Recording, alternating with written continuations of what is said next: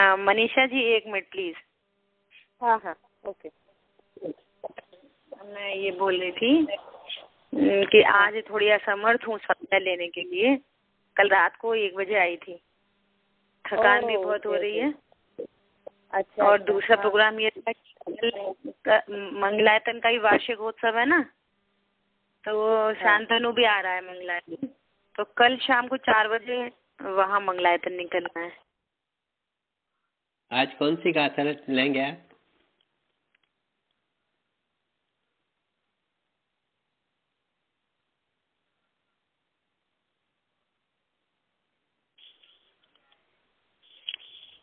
हाँ वो छूट गए क्या कुशल जी?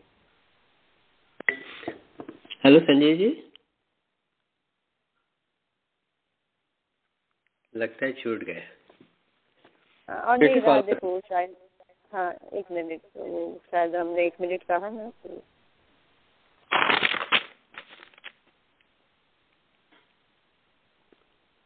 शायद उन्होंने होल्ड पे कर दिया हो। हाँ हाँ राह देखते हैं।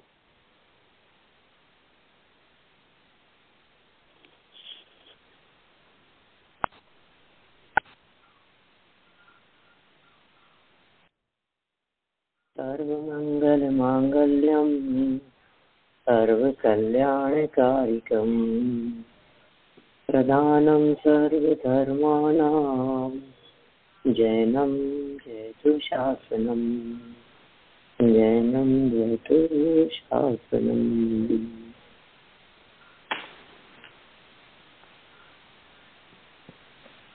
इष्टोपदेश नामक यह ग्रंथ है। ये 15वें श्लोक के संदर्भ में अपनी चर्चा चल रही थी। नाम भी बहुत सुंदर रखा है ग्रंथ का और चर्चाएं भी बहुत सरल है। जगत जनों को बहुत आसानी से सरल भाषा में समझ में आ जावे ऐसी बातें हैं। 15 नंबर का श्लोक जिसकी चर्चा हम पिछले स्वाध्याय में कर चुके थे, आज उसके भावार्थ के संदर्भ में अपने को बात करनी है। मूल श्लोक में ये कहा था कि देखो तो सही जगत के जीवों की वृत्ति, लोभियों की वृत्ति तो देखो। धन के लोभ में इतने ज्यादा मशगूल होते चले जाते हैं कि अपने जीवन से भी ज्यादा धन की कीमत उनको दिखाई देती है। अपने जीवन की कीमत पर भी धन को नहीं छोड़ना चाहते। धन का लोभ और लालच इतना होता है कि जीवन भले ही चला जाए, कहते प्राण जाए पर दमड़ी न जाए, चमड़ी जाए पर दमड़ी न जाए। तो एक पैसा भी खर्च कैसे हो जाए, निकल कैसे जाए। पैसा बढ़ाने के लिए समय लगता हो तो लगे, जिंदगी लगती हो तो लगे, लेकिन इकट्ठा हो जाए, ज्यादा से ज्यादा मिल जाए। और ज्यादा मिल जाए इसके लिए जीवन को जल्दी से जल्दी खत्म करना चाहता है, जीवन को जल्दी से जल्दी पूरा कर देना चाहता है। इसलिए यहाँ कहा गया कि धनिक लोगों को जैसा धन इष्ट वैसा जीवन भी इष्ट नहीं होता। बहुत उदाहरणों से हमने इसकी चर्चा की थी। ब्याज प्राप्त करने के लिए, तनख्वाह, इनकम, सैलरी प्राप्त करने के लिए, किए गए इन्वेस्टमेंट की अधिक रकम प्राप्त करने के लिए उस काल को जल्दी व्यतीत करना चाहता है। यदि मान लीजिए 1 तारीख को मुझे सैलरी मिलती है तो मैं ये सोचता हूँ कि ये 1 तारीख क्यों नहीं जल्दी आ जाती, ये समय क्यों नहीं जल्दी पूरा होता। माने काल को जल्दी व्यतीत करना चाहता है पैसे के लिए। ये बहुत बड़ी मूर्खता है इसकी। इसी भाव को भावार्थ के माध्यम से स्पष्ट कर रहे हैं। पेज नंबर 38, 38 नंबर पेज पर देखिए, 15 नंबर श्लोक का भावार्थ। जैसे जैसे काल व्यतीत होता है वैसे वैसे आयु कम होती जाती है। परंतु काल का वह अंतर धनिक को ब्याज आदि की आमदनी में वृद्धि करने का कारण होता है, इसलिए वह उसको अर्थात कालगमन को उत्कर्ष का, आमदनी का कारण गिनता है। देखो, जैसे जैसे समय व्यतीत होगा आयु भली कम होती जाएगी, लेकिन ब्याज मिल रहा है ना। तो धनिक जीवों को ऐसा लगता है कि ब्याज आदि की वृद्धि हो जाएगी, इसलिए समय का बीतना आमदनी का कारण है। कोई व्यक्ति आपको इन्वेस्ट कराने के लिए आएंगे तो वे आपसे ये कहेंगे इतना पैसा इन्वेस्ट कर दो, आपको 10 साल में इतना मिल जाएगा। आप यदि कदाचित ये कहेंगे कि 10 साल किसने देखे, तो कहेंगे अरे बाबूजी कैसी बात करते हो आप, आपको पता भी नहीं लगेगा, 10 साल तो ऐसे खत्म हो जाएंगे। 10 साल तो फटाफट समय निकलते कहाँ देर लगती है, ऐसा उपदेश देंगे। आप समय की चिंता मत करो, समय तो यूं निकल जाएगा, पैसा आपको डबल, आप तो पैसा देखो डबल हो जाएगा, 3 गुना हो जाएगा, 5 गुना रिटर्न मिलेगा।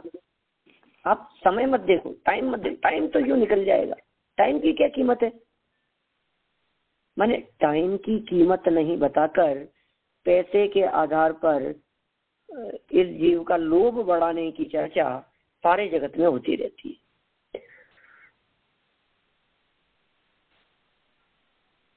देखिए आगे कहते हैं, जो धनिक लोभवश ब्याज आदि की आमदनी करने के लिए काल का निर्गमन चाहते हैं, वे धन को अपने जीवन से भी अधिक प्रिय मानते हैं। क्या? जो कोई भी धनवान लोग लोभ के वश से ब्याज की आमदनी करते हैं, बहुत सारे लोग धनवान लोगों के अंदर मैक्सिमम आपको सेठ साहूकारों में ऐसे ब्याज से कमाने वाले ज्यादा लोग मिलेंगे। गांव में, शहरों में, छोटे छोटे से कस्बों में ऐसे सेठ साहूकार लोग ब्याज की कमाई ज्यादा खाते हैं। वे लोग काल का निर्गमन चाहते हैं, काल को जल्दी व्यतीत करना चाहते हैं। वे धन को अपने जीवन से भी अधिक प्रिय मानते हैं, क्योंकि वे यह समझते हैं कि काल के निर्गमन से जैसे दिन बढ़ेंगे वैसे ब्याज आदि बढ़ेगा, परंतु उसकी आयु में से उतने दिन कम होंगे इसका भान उन्हें नहीं होता। वे धन वृद्धि के लोभ में अपने जीवन के विनाश की ओर लक्ष्य नहीं देते हैं। लक्ष्य तो देते ही नहीं है, उल्टा कामना और करते रहते हैं, जल्दी बीते। पता नहीं वे धन की वृद्धि की कामना कर रहे हैं कि अपने मृत्यु को नजदीक बुलाने की कामना कर रहे हैं, ये समझ ही नहीं पाते हम।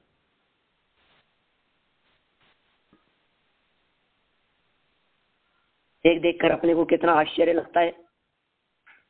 मौत अभी किसी व्यक्ति को कहे कि क्या तुम मौत चाहते हो कि नहीं, तो क्या तुम ये चाहते हो कि जल्दी मौत आ जाए कि नहीं? तुम्हारे को ऐसे लगता है कि मौत बहुत जल्दी आ जानी चाहिए, आ क्यों नहीं रही है? तो नहीं, मैं ऐसा क्यों चाहता। तो तुम ये चाहते हो कि तुम्हारी उम्र जल्दी खत्म हो जाए कि नहीं? ऐसा नहीं चाहता। तो फिर ये क्यों कहते हो कि समय जल्दी बीत जाए? समय के बीतने का अंदर में छिपा हुआ भाव तो यही होता है कि मृत्यु नजदीक आ रही है, आयु कर्म व्यतीत हो रहा है, जिंदगी पूरी हो रही है, परभव नजदीक आ रहा है, नरभव निष्फल जा रहा है। इस बात की ओर ध्यान नहीं देते हो, पैसे की वजह से समय को बढ़ाने की बात सोचते रहते हो।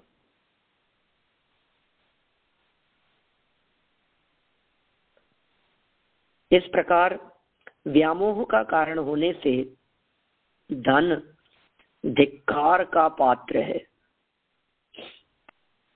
क्या? मोह बढ़ाने का कारण होने से, व्यामोह का कारण होने से यह धन जीवन के विनाश का लक्ष्य करने से, हमारे जीवन के ऊपर भी हावी हो जाने वाला होने से यह धन धिक्कार का पात्र है। धिक्कार है ऐसे धन को, धिक्कार है ऐसे पैसे को जिसने जीवन से दृष्टि हटा दी। धिक्कार है ऐसे पैसे को जिसने परिवार भुला दिया। धिक्कार है ऐसे धन को जिसने समाज से नाता तोड़वा दिया, परिवार से नाता तोड़वा दिया, भाई भाई की हत्या कर दी। धिक्कार ऐसे धन को। कितना सोचते हैं लोग ऐसा कि धन के बारे में, धन क्या क्या अनर्थ नहीं कराता। पैसे और धन के पीछे ये व्यक्ति क्या क्या अनर्थ नहीं करते हुए देखे जाते हैं।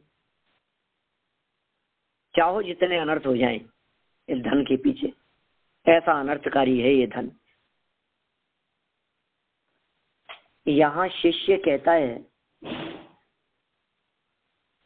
जिससे पुण्य का उपार्जन होता है वह धन निंदा योग्य कैसे। शिष्य ने प्रश्न किया, धन से तो पुण्य मिलता है, आप निंदे कैसे कह रहे हो? धन होता है तो कितने काम होते हैं, आपको पता भी है क्या? धन तो बहुत अच्छी चीज है। धन के माध्यम, जिनके पास में धन है वो ज्यादा पुण्य कमा सकते हैं, और जिनके पास में धन नहीं है वो बेचारा क्या पुण्य कर सकेगा। न दान दे सकता है, न अनुष्ठान करा सकता है, न तीर्थ यात्राएं कर सकता है, न करवा सकता है। उसके पास में पैसा ही नहीं है। जीवोद्धार के काम में तो तब लगे जब उसके पास में आजीविका के साधन होंगे, जब उसके पास में धन होवे। धन से उद्धार होता है, ऐसा जगत के लोगों का मानना है। सारे जगत में ये बात प्रसिद्ध है कि कला 72 पुरुष की, तामे 2 सरदार, एक जीव की जीविका, दूजा जीवोद्धार। सारे जगत में क्योंकि 72 कलाएं प्रसिद्ध है, कला 72 पुरुष की। उनमें से 2 प्रमुख हैं। कौन कौन सी? 72 कलाओं में कौन सी 2 कलाएं प्रमुख है जिन कलाओं का ज्ञान प्रत्येक जीव को होना ही चाहिए? ऐसा लिखा है शास्त्रों में आचार्यों ने। माने 72 कलाओं में से 2 कलाएं ऐसी है जिन कलाओं का ज्ञान प्रत्येक व्यक्ति को होना चाहिए, जो कंपलसरी है। कौन सी 2 कलाएं हैं? तो एक जीव की जीविका और दूजा जीवोद्धार। एक आजीविका की कला हो और दूसरे नंबर पर आत्म कल्याण कर सके। उसमें भी पहले नंबर पर आजीविका की बात कही। आपकी आजीविका यदि नहीं है, आपके पास में शाम के भोजन की व्यवस्था यदि नहीं है, तो आपके लिए धर्म ध्यान आसान नहीं। देखिए, त्यागियों की बात नहीं कर रहे हैं, संयमियों की बात नहीं कर रहे हैं, सन्यासियों की बात नहीं कर रहे हैं, जिन्होंने दीक्षा ले ली है, ऐसे महामुनिराजों की चर्चा नहीं चल रही है। हम यहाँ आपसे बात करना चाह रहे हैं गृहस्थों के संदर्भ में। जो व्यक्ति गृहस्थ जीवन में रहता है, उस व्यक्ति के पास में यदि आजीविका का साधन नहीं है तो वह व्यक्ति जीवोद्धार के लिए अपना समय नहीं दे सकता। जिस व्यक्ति को सुबह भोजन की टेंशन हो रही है कि दूसरे दिन सुबह क्या भोजन करूंगा, मैं कहाँ से भोजन करूंगा, उसकी व्यवस्था नहीं है, उस व्यक्ति के द्वारा टेंशन में धर्म ध्यान नहीं हो सकता। सुबह भोजन कर लेने के बाद में शाम के भोजन की व्यवस्था, आटा कहाँ से आएगा, पैसे कहाँ से आएंगे, सब्जी कहाँ से खरीद करके लाएंगे, सब्जी कैसे बनेगी, क्या होगा, नहीं कर सकता कुछ भी। ये बात ये शिष्य कहना चाह रहा है। अब उसको किस तरह से समझाएंगे वो एक अलग मैटर है। 16 नंबर के छंद में इस बात का जवाब देंगे। अभी तो शिष्य की तरफ से तर्क किए जा रहे हैं। शिष्य का प्रश्न समझ में आया क्या? ऐसे प्रश्न आपको दुनिया में, समाज में, आस पड़ोस में कई लोग करते हुए देखे जाएंगे, जो आपसे कहेंगे, अरे भाई साहब क्या कर रहे हो आप, कहाँ धर्म ध्यान में लगे हो यार, आप हमसे क्या, हम कह रहे हैं ना आप कोई बिजनेस करो, काम करो, अच्छी जॉब तलाशो। ये सब तो होते रहेंगे धर्म ध्यान। तो अपना कैरियर बनाने में दिमाग लगाओ। आप किधर दिमाग लगा रहे हो? क्या कह रहा है शिष्य? जिससे पुण्य का उपार्जन होता है वह धन निंद कैसे? पुण्य के हेतु रूप पात्र दान, देवार्चनादि क्रियाएं, देव अर्चनादि देवों की पूजा, भगवान की पूजन आदि धन के बिना असंभवित है, असंभव है। आप यदि पात्र दान देना चाहते हैं, आप पूजा अर्चना आदि करना चाहते हैं, कराना चाहते हैं, वो पुण्य के लिए, क्योंकि दान देंगे तो पुण्य बंधेगा। पूजा करोगे, अनुष्ठान कराओगे, आयोजन कराओगे, तीर्थ वंदना कराओगे तो पंच कल्याणक कराओगे, विधान कराओगे, प्रतिमा विराजमान कराओगे, उसके अंदर पैसा दोगे, दान दोगे, गरीबों का सहयोग करोगे, तो ये सब पुण्य बंधन के हेतु है। पात्र दान दिया आपने, गरीब को दान दिया, तो कहाँ से दोगे? खुद के पास ही नहीं है। तो आपके पास में धन होगा तो आप मंदिर बनवा सकते हो, धन होगा तो शास्त्र छपवा सकते हो, धन होगा तो गरीबों में शास्त्र बंटवा सकते हो, निर्धनों को शास्त्र फ्री बांट सकते हो, कैसेट्स दिलवा सकते हो। मतलब ये सब काम धन से होते हैं, और वो ऐसा सब कुछ काम करने से पुण्य बनता है। तो जो धन पुण्य बंधन का हेतु हो उसे आप मना क्यों कर रहे हो? उस धन को आप धिक्कार क्यों कह रहे हो? वह धन धिक्कार का पात्र है, ऐसा क्यों कह रहे हो? धिक्कार माने आप समझ गए ना, अत्यधिक हीन कहना, यह है धिक्कारना, दुत्कारना, उसके लिए बुरे शब्दों का प्रयोग करना। देखिए, जिससे पुण्य का उपार्जन होता है वह धन निंदे है, निंदा योग्य है। कैसे? तो एक लाइन अपन ने यहाँ पढ़ ली है कि पुण्य के हेतु रूप पात्र दान, देवा अर्चना आदि क्रियाएं धन के बिना असंभवित हैं।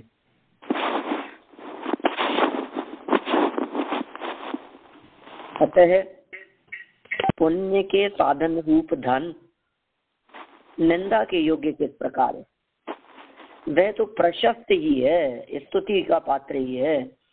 इसीलिए किसी प्रकार धनोपार्जन करके, धन कमाकर पात्र दान आदि में खर्च करके सुख के लिए पुण्य उपार्जन करना चाहिए। ये इसका तर्क है। एक सभ्य प्राणी जो सामने दिखाई दे रहा है, मंदकशाई जीव, ये कह रहा है कि यार आप देखो, धन कमाने दो, फिर खूब दान देंगे अपन। एक बार पैसा कमा लूं, फिर देखना आप। मैंने सुना है कई ऐसे बिजनेस में लगे हुए, दिन रात लगे हुए लोगों से जब मैं मिलता हूँ तो कई लोग ऐसा कहते हैं, बस साहब 2-3 साल काम करेंगे, एक बार दिन रात लग करके इस बिजनेस के अंदर इतना पैसा कमा लेंगे, फिर आप देखना उस जगह पर गए, इतना दान दिया, लोग मंच पे बुलाएंगे, मालाएं पहनाएंगे, वहां जाएंगे, 1 लाख वहां दान दिया, 25,000 वहां दान दे दिया, 2 लाख वहां दान दे दिया, 5 लाख वहां दान दे दिया, वहां 15 लाख दे दिया। लोग देखेंगे, सब जगह पर अपनी पूछ होगी, बिना धन के किसका क्या कीमत है। खूब दान देंगे, खूब पुण्य कमाएंगे, पंच कल्याणक होंगे, धर्मेंद्र बनेंगे, प्रतिमा विराजमान अपनी तरफ से कराएंगे, जन्माभिषेक होगा तो सबसे पहले कलश लेने की बोली ले लेंगे हम, पैसा होगा तो बोली ले लेंगे, पुण्य कमाएंगे। अपने को नहीं लगता ऐसा? जिनके पास में पैसा है वो लोग बोलियां लगा लगा करके सबसे पहले पालना झूलन की बोली, सबसे पहले आहार दान की बोली, प्रथम आहार दाता बन जाएंगे। तो ये सब पैसे की महिमा दिखाई दे रही है हमारे को। तो माने जिनके पास में पैसा है वही लोग पुण्य कमा सकते हैं। मानो ऐसा लगता है कि पुण्य कमाने का अधिकार और ठेका तो पैसे वाले लोगों ने ही ले रखा है। गरीब आदमी बेचारा पुण्य भी नहीं जान सकता। आप पैसे को बुरा मत कहो, हाँ पैसे का दुरुपयोग करना बुरा है। पैसे को यदि कोई व्यक्ति विषय भोगों में खर्च करे तो बुरा है, और पैसे को अच्छी जगह पर खर्च करे तो अच्छा है। तो हम कोई बुरे कामों में थोड़ी ना खर्च करेंगे, कमाने तो दो, अच्छी जगह खर्च करेंगे। ऐसा शिष्य ने यहाँ शंका व्यक्त की, और ऐसी बातें शिष्य ने जब रखी तो आचार्य देव उसका देखिए कितना मार्मिक ढंग से जवाब देते हैं। जब आप आचार्य देव का जवाब सुनते हैं तो आप सुनते रह जाते हैं कि यार क्या गजब सोच है। देखो आप, अपन ने तो अभी जितनी बातें सुनी है सब अपने को अच्छी लग रही है कि हाँ यार बात बहुत अच्छी है, सच में यार मेरे पास, काश मेरे पास में पैसा हो तो मैं भी एक बार पंच कल्याणक कराऊं। मेरी भी बहुत भावना है पंच कल्याणक कराने की, मेरी इतनी भावना है कि मैं एक मंदिर बनाऊं, ऐसा ऐसा योजना हो, उसके अंदर इस प्रकार की प्रतिमाएं हो, ऐसी संरचना हो, इस तरह की डिजाइन में ऐसा एक आलीशान मंदिर मैं बनवाऊं, लेकिन क्या करूं, पैसा नहीं, क्या करें। इसलिए पैसा कमा रहा हूं मैं भी। लोग विद्यार्थियों को पढ़ाने के लिए पैसा देते हैं, मैं भी देना चाहता हूँ, पैसा हो तो दे देना, लेकिन क्या करें, पैसा नहीं है। इस प्रकार के विचारधारा और चिंतन करने वाले व्यक्तियों के लिए यहाँ आचार्य कहते हैं, क्या कहते हैं, देखिए आप 16 नंबर का छंद। त्यागाय श्रेयसे वित्तम वित्त है संचिनोति यः स्वशरीरम सपंकेन नास्यामीति विलिपति। क्या कह दिया, नास्यामीति विलिम्पति। विलिम्पति वापस लिप्त होते हैं। स्नानस्यम, स्नानस्यम स्नान कर लेने के बावजूद भी, स्नान करके भी, पंकेन स्वशरीरम अपने शरीर को, इनकी चर्चा कर रहे हैं ये। त्यागाय श्रेय से वित्तम, त्याग से वित्त को जो श्रेष्ठ कह रहे हैं, और वित्त संचिनोती है, और जो वित्त का संचयन करते हैं। जो लोग त्याग करने की अपेक्षा से पैसे को श्रेष्ठ बतलाते हैं और उस पैसे को ही संचय करने की बात करते हैं, वे लोग इस प्रकार के हैं कि देखो मैं नहा लूंगा, ऐसा कीचड़ के अंदर लिपटते हैं। देखिए अध्याय में बहुत पढ़ता हूँ। निर्धन धन चाहे कहे करूं पुण्य दूं दान, कीच लिपे परमानता मूढ़ किया मैं स्नान। निर्धन धन चाहे, निर्धन व्यक्ति होकर के धन की चाहना कर रहा है कि क्यों करूं पुण्य दूं दान, दान दूंगा पुण्य करूंगा, दान दे के पुण्य करूंगा, इसलिए वो निर्धन व्यक्ति धन को चाह रहा है। तो कीच लिपे परमानता, कीचड़ में लिपटे हुए परमानता मूढ़ किया मैं स्नान। कीचड़ में लिपटता है और मूढ़ ऐसा समझता है कि मैं भी स्नान कर लूंगा। अरे स्नान करूंगा ना, इसलिए लिपट रहा हूँ, क्या फर्क पड़ता है, स्नान कर लूंगा। या फिर स्नान कर लेने के बाद भी कीचड़ से लपटता है। ये बड़ी विचित्र स्थिति है जगत जनों की। देखिए जो निर्धन, अन्वयार्थ पढ़ रहा हूं, जो निर्धन पुण्य की प्राप्ति के लिए, दान करने के लिए धन का संचय करता है, वह स्नान कर लूंगा ऐसा समझकर अपने शरीर को कादव से लपेटता है। अर्थात अपने शरीर पर कादव लपेटता है, कादा लपेटता है, कीचड़ लपेटता है, गंदगी लपेटता है, ये कह करके मैं, और तो नहा लेगा लेकिन तू गंदा क्यों हो रहा है। यह बात परम सत्य है कि नहा लेने से पवित्र होते हैं। यह बात परम सत्य है कि दान देने से पुण्य बंधता है, लेकिन पुण्य बांधने के लिए, दान देकर के पुण्य बांधने के लिए तू पाप क्यों बांध रहा है। उससे पहले जबरन ही पाप बांध रहा है। कैसी मूर्खता से नहीं दिखती है। मेरे पास में पैसा हो तो मैं भी दान दूंगा। अरे क्या जरूरत है तुझे दान देने की, और क्या जरूरत है तुझे पैसे की, किस लिए दान देना चाहता है। ये लोगों को वास्तव में तो धन के प्रति आसक्ति टूटी नहीं है, इसलिए इस प्रकार की बातें करते हैं। सच बात तो ये है कि जब पैसा प्राप्त हो जाएगा, धन प्राप्त हो जाएगा, तब भी वे कुछ इस प्रकार का काम करने वाले नहीं। आप क्या सोचते हैं कि पैसे की प्राप्ति हो जाने के बाद में वे खूब दान देंगे? कितना दान देंगे ये बताइए? 10%? कितना दान देंगे? 20%? 50%? अरे नहीं साहब, बहुत होता है 50% तो। मैंने 2-5% दान देकर 80-90%, 95% भोगों में खर्च करना चाहता है और दान देने के बहाने कमाना चाहता है। ऐसी वृत्ति नहीं दिख रही है मुझे बहुत। जब जब कोई व्यक्ति मुझे ऐसा कहता है ना कि साहब देखो अब ये इसलिए कमा रहे हैं हम, दान देने के लिए, धर्म करने के लिए। अब आपको समझ में आ रहा है ना, आज यदि नहीं कमाया होता तो कैसे हम विद्यार्थियों के लिए इतना पैसा देते? आज यदि पहले नहीं कमाया होता तो कैसे शास्त्र छपवाते? इसलिए कमा रहे हैं हम लोग। तो मुझे तुरंत ये 16वां छंद ध्यान आ जाता है इसका, इष्टोपदेश का, जिसमें साफ साफ लिखा है तुम किसको धोखा दे रहे हो भाई? तुम किससे मायाचार कर रहे हो? सच सच बताना, जितना कमा रहे हो उसमें से कितना % त्याग में जा रहा है, कितना % दान में जा रहा है और कितना % भोग में जा रहा है। यदि 10% दान दे लेने से आप अपने आप को धर्मात्मा कहलाना चाहते हो तो 90% भोगों में काम में लेने से आप भोगी क्यों नहीं हो? भोगी कहलाओगे ना आप। 90% भोगों में यूज में ले रहे हो आप। सच में भोगी हो आप, त्यागी नहीं हो, पापी हो आप।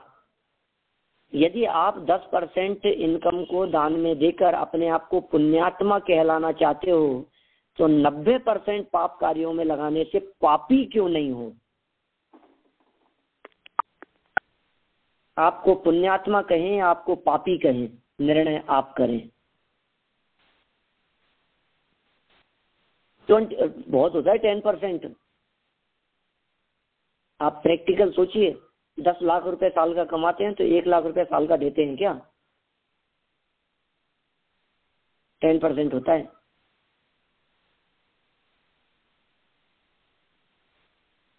बहुत ज्यादा लगता है अपने को।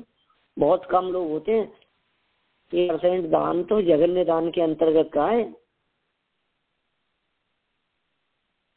इससे उत्कृष्ट मध्यम दान के अंतर्गत 16-17% दान की बात कही,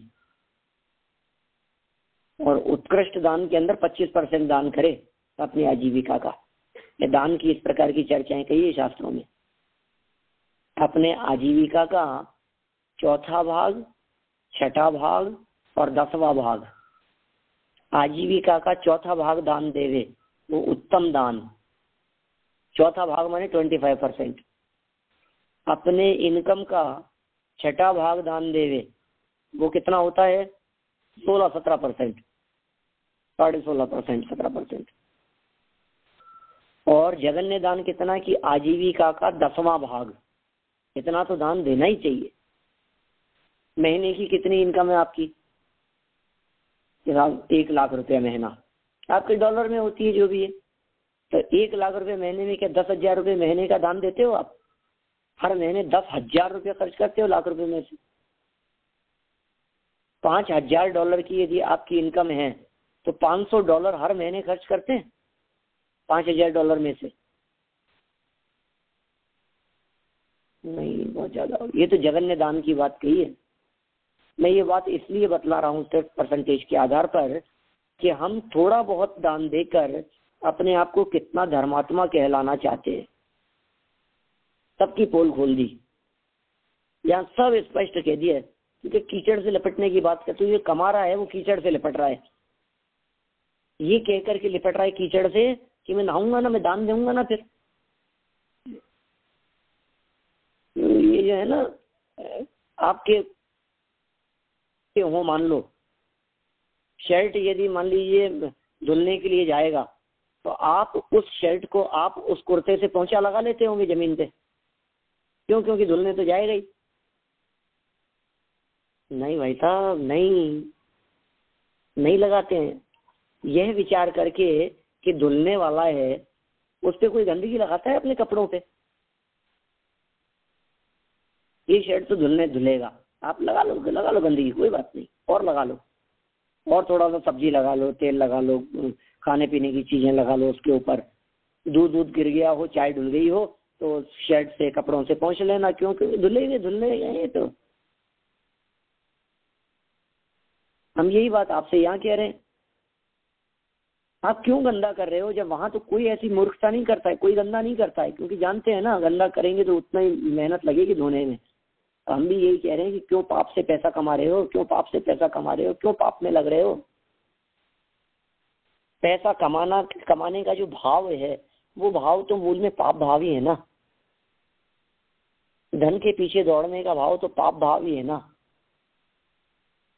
भैया। सच बात है, जिस व्यक्ति ने अपने अंतरंग धन को नहीं देखा, वो बाहरी धन को देख देख करके उसकी तरफ भागता है। जिसने असली धन नहीं देखा ना, वो समझता ही नहीं है धन कहते किसे, वो जानता ही नहीं है धन किसका नाम है, वो समझता ही नहीं है संपत्ति किसका नाम है। कौन सी संपत्ति को संपत्ति समझ रखा है, अपनी वास्तविक निधियों को तो देखा नहीं, अंतरंग संपत्ति को तो देखा नहीं, अब जड़ संपत्ति पर मुग्ध हो रहा है। पड़ गया लुटेरों के बीच में। ऐसे लोग मिल जाते हैं, ऐसे समझाने वाले मिल जाते हैं, ऐसे लोगों की संगति मिलती है, उन्हीं लोगों के बीच में उठता बैठता है, वह ऐसी उल्टी पट्टी पढ़ाते हैं। क्या हो सकता है, मूर्खों की टोली है। हाँ, मूर्ख सामने काम होते हैं इस प्रकार के। टीका पढ़ता हूं, देखिए मैं। जो धन रहित अर्थात निर्धन है, वह नौकरी, खेती आदि कार्य से संचय करता है, उपार्जन करता है। ठीक है ना। पहले तो निर्धन व्यक्ति था, तो काम क्या करेगा धन के लिए? नौकरी करेगा, खेती करेगा, आसी मसी कृषि विद्या शिल्प वाणिज्य कुछ तो करेगा, व्यापार करेगा, बिजनेस करेगा, नौकरी करेगा, कमाएगा, सर्जन करता है, उपार्जन करता है। वे क्या कि संचय करता है कि वित्त अर्थात धन।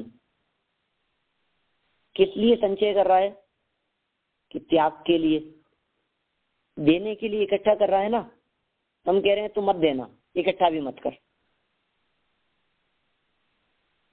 देखो, त्याग अर्थात पात्रदान, देव पूजा आदि कार्य के लिए, कारण कि त्याग शब्द में देव पूजा का अर्थ गर्भित है। किसके लिए त्याग?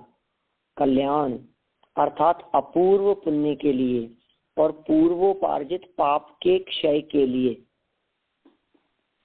देखो कितना सरल समझ में आ रही है बात। आप लोग कितना सब ग्रहण कर पा रहे हैं मुझे नहीं मालूम, लेकिन पढ़ करके ही ऐसा लगता है कि बस मौन हो जाओ, क्या बोले इसके बारे में। ये तो अप्लाई करने वाली चीज है लाइफ में, जीवन में प्रयोग करें हम। ये पुण्य के लिए, पूर्वोपार्जित पाप के क्षय के लिए धन को इकट्ठा कर रहा है। पाप के क्षय के लिए धन इकट्ठा कर रहा है, क्योंकि दान दूंगा ना तो पाप का क्षय होगा। तो पाप को क्षय करने के लिए धन इकट्ठा कर रहा है। तो वो धन कैसे इकट्ठा कर रहा है? कि पाप करके। तो अर्थ क्या निकला? कि पाप करके पाप का क्षय करना चाहता है, या पाप की भावना रखकर पाप कर रहा है। ये अर्थ निकला इससे। तो आप ये पाप क्यों कर रहे हो? कि मैं ये पाप इसलिए कर रहा हूं कि इससे वो पाप धुलेंगे। नीतिकारों ने इस तरह के बहुत सारे श्लोक लिखे हैं। नीतिकार बहुत इस तरह की चर्चाएं करते हैं। आप यदि अपने बहुत सुंदर एक वो है, क्या नाम है उसका, क्षत्र चूड़ामणि नाम का ग्रंथ, उन्होंने बहुत मार्मिक इस तरह की चर्चाएं की है। बहुत सुंदर है, आप लोगों को पढ़ना चाहिए। क्षत्र चूड़ामणि के नाम से है, जीवंदर चरित्र है। तो बहुत ऐसे ऐसे नीति की चर्चाएं डाल दी है बीच में। खून का दाग खून से कब धुलता है बताओ? खून से लगे हुए दाग को यदि आप खून से धोना चाहेंगे तो कैसे धुलेगा? कपड़ों पे चाय गिर गई हो, अब आप धोने के लिए और चाय भगोनी में भर करके लाएं, एक जग में भर के लाएं कि चलो धो देते हैं इसको, तो धुलेगा क्या? तो पाप को धोने के लिए आप पाप ही तो कर रहे हैं कि नहीं साहब? पाप तो धुलेंगे दान से, तो दान देने के लिए तो तू पाप कर रहे हैं। कैसे उल्टी गणित समझ में नहीं आती है।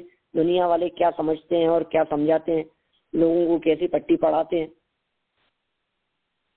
भैया ये तो कोई MBA हो सकते हैं, बिजनेस माइंडेड हो सकते हैं, ये तो आपको उलझाने वाले हैं। दुनिया में मार्केटिंग में फंसाने वाले लोग तो ऐसे ही होंगे, समझ लो आप। ये तो मार्केटिंग फंडा हो सकता है, लेकिन यदि तुम आत्मार्थियों की शरण में जाओगे, धार्मिक सच्चे आत्मार्थियों की शरण में यदि आप गए, तो फिर आपको लगेगा कि नहीं यार ये है सच्ची बात। तो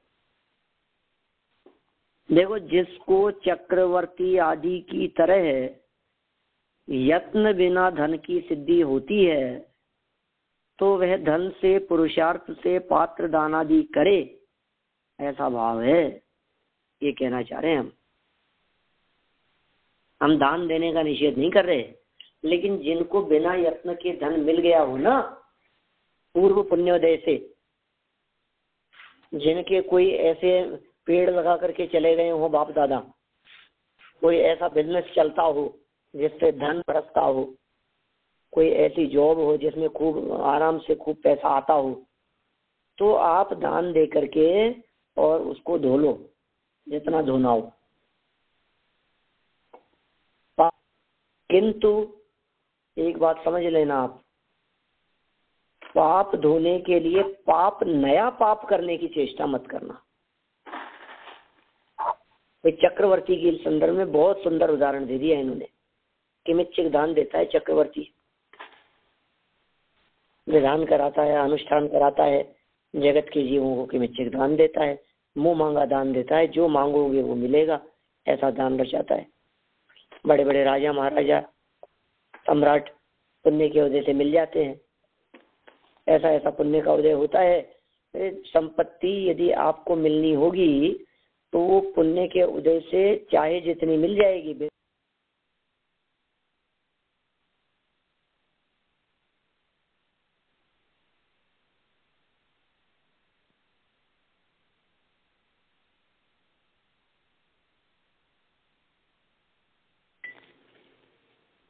हेलो संजीव जी, लगता है छूट गए।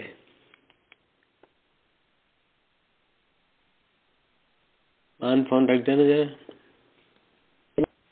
जिसको चक्रवर्ती आदि की तरह यत्न बिना बिजनेस मिल गया।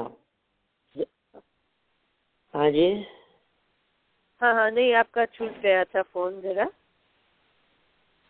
हाँ, जिसको चक्रवर्ती आदि की तरह यत्न बिना धन की सिद्धि होती है, तो वे धन से पुरुषार्थ से पात्र दान आदि करे, हमें कोई ऐतराज नहीं है। पात्र देखे और उनको दान भी देवे। ये बहुत अच्छी बात है कि आप दान देने की भावना भा रहे हैं, लेकिन दान देने की भावना से कीचड़ में लिपटना युक्त नहीं है। देखिए आप, फिर आगे पढ़ता हूं मैं, क्या कह रहे हैं। शिष्य पूछता है तो क्या करता है? लपेटता है, लेपता है। वह कौन? कि वह त्याग करने वाला। किसको लेपता है? कि अपने शरीर को। किसके द्वारा? कि पंख द्वारा, कादव द्वारा, कीचड़ द्वारा, गंदगी द्वारा, मैल द्वारा। मैल, गंदगी, कादव, कीचड़ के द्वारा वह व्यक्ति अपने आप को लपेटता है। कौन? त्याग करने वाला, दान देने वाला। कि हाँ, 5 रुपए का दान देता है और 50 रुपए कमाने की तरफ दौड़ता है। फिर 100 का दान देगा और 5000 कमाएगा, 500 की तरफ भागेगा। 1000 कमाए, 1000 दान देगा तो 10,000 के लिए दौड़ लगाएगा। ऐसी प्रवृत्ति दिखती है, कीचड़ लपेटने वाली बात जैसी दिखती है। सारे जितने दान देने वाले व्यक्ति हैं, जगत के जीवों को ऐसा दिखता है कि इनकी इतनी आसक्ति तो घटी। अरे आसक्ति घटना तो तब कहें जब कमाना बंद करें, कमाना बंद करें और दान देना प्रारंभ करें, तब तो हम कहें कि हाँ अब कुछ बात है। लेकिन 10 गुना ज्यादा कमाने में लग रहा है और थोड़ा सा दान दे रहा है, तो भोगासक्ति कम कहाँ हुई है? उसकी भोगासक्ति तो निरंतर उत्तर उत्तर बढ़ रही है। और ये भी यश प्रतिष्ठा के लिए दान दे रहा है। शिष्य पूछता है क्या समझकर कि स्नान कर लूंगा, ऐसा समझकर। इसका अर्थ यह है कि जैसे कोई एक मनुष्य स्नान कर लूंगा ऐसा समझकर अपने निर्मल अंग को कादव से लपेटता है। निर्मल अंग को माने जो साफ है, जहाँ गंदगी नहीं है, वहां कादे से लपेटता है, वह अविचारी मूर्ख है। उदाहरण समझ में आया होगा तो बड़ा मजा आएगा आपको। कैसी स्थिति है, आपके रोड पर चलते चलते कोई व्यक्ति, आपके वहाँ अमेरिका उधर तो नहीं होता है, लेकिन हम रोड पर जब चलते हैं तो यदि कहीं खड्डे में पानी भरा हो और कोई बराबर से गाड़ी वाला उछाल जाए तो गंदा हो जाता है, कपड़े गंदे हो जाते हैं, कुछ छींटे लग जाते हैं। फिर क्या करते हैं हम लोग? अब गंदे तो हो ही गए, अब हो गए तो और हो लो, ऐसा सोचते हैं? नहीं सोचते हैं ना। तो वही बात यहाँ कहना चाह रहे हैं, मैं स्नान कर लूंगा, मैं दान दे दूंगा, मैं लोगों का उपकार कर लूंगा। ये जितने बड़े बड़े लोग स्मगलर, डाकू हैं, ये लोग लुटेरे हैं ना, ये सब यही काम तो करते हैं। देखिए, यद्यपि मैं आप लोगों को या अपने आप को या अपन लोगों को कुछ ऐसा कहना नहीं चाहता, समझने की बातें हैं ये सब। क्या हम लोग उन डाकुओं से कम नहीं है? हमारी ऐसी दशा नहीं है? हमने बहुत ऐसे बड़े बड़े डाकू स्मगलरों की बात सुनी है। अरे ओसामा बिन लादेन भाई साहब गरीबों का मसीहा था। वीरप्पन चंदन तस्कर, हाथी दांत का जबरदस्त तस्कर, वीरप्पन डाकू, माने ये ऐसे ऐसे लोग रहे हैं जिन लोगों की बहुत पहुंच रही है और जिनकी बहुत इमेज है पूरे एरिया में, गांव वालों के बीच में। तो गांव में पब्लिक के अंदर इतना दान देते हैं, लोगों का उपकार करते हैं, लोगों को भला करते हैं।